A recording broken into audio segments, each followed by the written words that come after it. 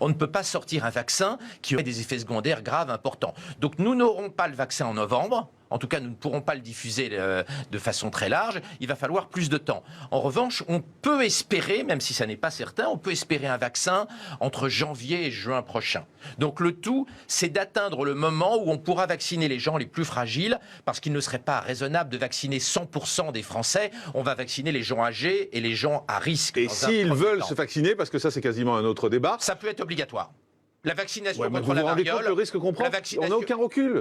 On n'a aucun recul sur ce vaccin. La vaccination contre la variole était obligatoire et c'était illégal de ne pas se vacciner. On peut imaginer qu'on rende pour les personnes âgées la vaccination obligatoire quand le vaccin... Moi, je peux vous dire qu'un vaccin en janvier, moi, j'y vais pas. Hein. Mais moi, je n'y vais pas, je n'ai pas confiance. Mais personne je n'ai pas confiance, il y a zéro recul. Personne n'a proposé de vacciner les gens de votre âge. Non, mais d'accord, mais même plus âgés. Moi, j'enverrai pas mes parents se faire vacciner en janvier.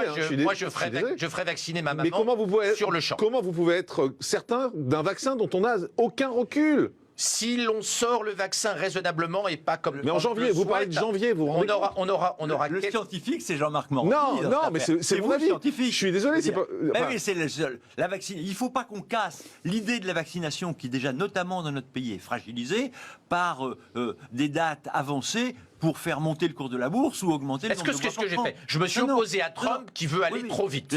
Mais enfin, vous parlez de janvier, c'est 2 mois après, excusez-moi. Ce que je veux dire, c'est que... Ça rejoue un peu sur les mots. Non, mais il faut sortir le vaccin le jour où il sera prêt. On a vu que la semaine dernière, il y a eu un accident sur le laboratoire d'AstraZeneca, sur le vaccin d'AstraZeneca, et AstraZeneca a arrêté les tests. C'est bien. On ne sait pas encore si c'est un effet secondaire du vaccin d'AstraZeneca ou si la personne a eu une maladie indépendamment. Mais vous vous rendez compte qu'en janvier, on n'aura aucun recul, en février ou en mars, on n'aura aucun recul sur un vaccin. Moi, je peux vous dire, mes parents ne se feront pas vacciner. Jean-Marc, excusez-moi, vu l'âge moyen des gens qui meurent, qui est très très très élevé, la population que l'on vaccinerait est une population qui a une espérance de vie résiduelle. Ce n'est pas la peine que ces gens vivent... Résiduel, le mot est terrible. Excusez-moi de dire ça à la télé. J'ai 73 ans, résiduel. J'ai parlé des gens au-dessus de 80 ans, j'ai pas parlé de toi et de... Le mot résiduel est violent. C'est une réalité, mais il faudrait également confiner les personnes âgées.